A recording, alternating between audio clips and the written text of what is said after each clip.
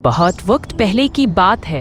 एक दूर दराज रियासत थी जिसका नाम था नूरिस्तान। ये रियासत पहाड़ों के दरमियान दरख्तों की छांव में और बहते चश्मों के किनारे बसी हुई थी।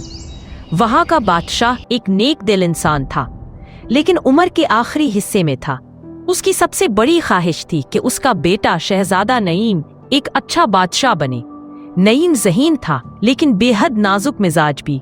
छोटी छोटी बातों पर गुस्सा और हर काम आसानी से हासिल करने का आदी। बादशाह अक्सर कहा करता, एक दिन बादशाह बनना है तो दुनिया को समझना सीखो, सिर्फ देखना नहीं। लेकिन नईम को ये बातें बोझ लगती थीं। एक दिन दरबार में एक बूढ़ा फकीर आया। उसकी आंखों में अजीब सी रोशनी थी। उसने बादशाह से कहा, नूरिस्तान में एक कुआं है, पुराना, खामोश, लेकिन वो कुआं आम नहीं। जो भी सच्चे दिल से उससे कुछ मांगे उसकी आवाज कहीं सुन ली जाती है, लेकिन खबरदार, हर ख्वाहिश का एक मोल होता है। ये सुनकर शहजादा नईम भी चौंक उठा। उसने फैसला कर लिया कि वो कुआं खुद ढूंढेगा और अपनी किस्मत आजमाएगा। अगले ही दिन शहजादा नईम बगैर किसी को बताए घोड़े पर सवार होकर निकल पड़ा। सफर लंबा था, कई दिन, कई रातें, जंगलात, नदी नाले और वीरान रास्ते, लेकिन आखिरकार उसे वो कुआं मिल गया। वो कुआं एक पहाड़ी के दामन में था। गिरदो नवाह में खामोशी थी, जैसे वक्त थम गया हो। शहजादा कुएं के करीब आया और झुककर आहिस्ता से कहा, मैं नईम हूँ, नूरिस्तान का शहजादा। मेरे दिल में सवाल है,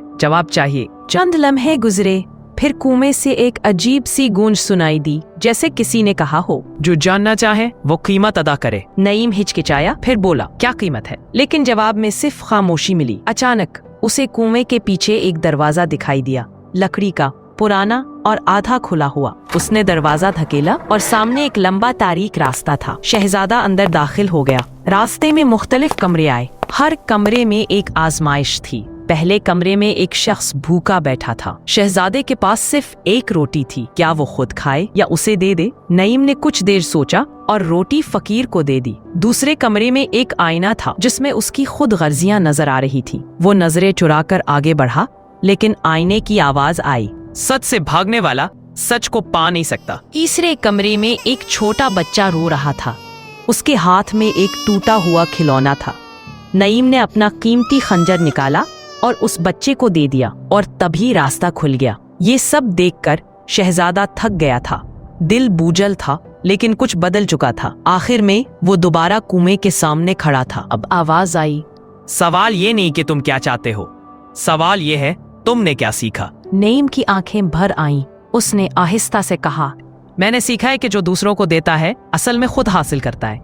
मैंने सीखा है कि बादशाह वो नहीं जो ताज पहने, बल्कि वो जो लोगों का दर्द समझे। कुआं खामोश हो गया, लेकिन जैसे ही शहजादा वापस मुड़ा, उसे महसूस हुआ कुछ बदल गया है।